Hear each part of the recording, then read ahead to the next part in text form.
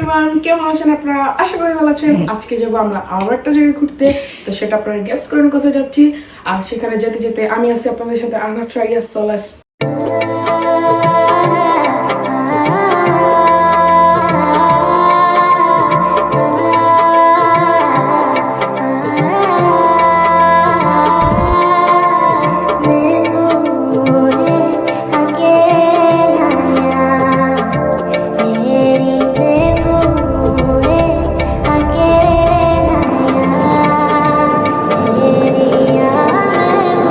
পর্যন্ত চলে আসলাম।